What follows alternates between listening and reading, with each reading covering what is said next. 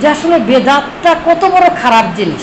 শিরক করলে আল্লাহকে মানা হয় না, আর বেদাত করলে ইসলাম ধ্বংস হয়ে যায়। ইসলাম আর অন্য ধর্মের মধ্যে কোনো পার্থক্য থাকে না। এই জন্য শিরকও যা বেদাতও তাই।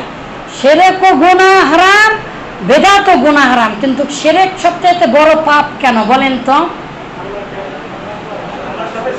আল্লাহর সাথে, আল্লাহর চাইতে কোনো কিছু হয়, এই জন্য আল্লাহর সাথে পাপ করাটা সবচেয়ে বড় পাপ।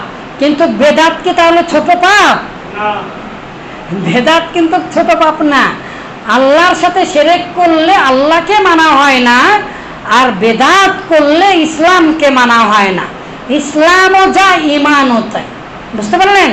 এই জন্য কেউ বেদাত থেকেও যদি, পৃথিবীর কোনো বেদাতও যদি না করে, পৃথিবীর যদি কোনো শিরকও না করে, দিন রাত 24 ঘন্টা যদি আমল করে, পৃথিবীর কেউ, নবী রাসূল, আমি, আপনি, হ্যাঁ আপনি এই যে বেদাত করবেন না, ভালো কথা, আমল করছেন বেদাত মুক্ত, শিরক করছেন না, শিরক মুক্ত আমল করছেন, জান্নাতে যেতে পারবেন না।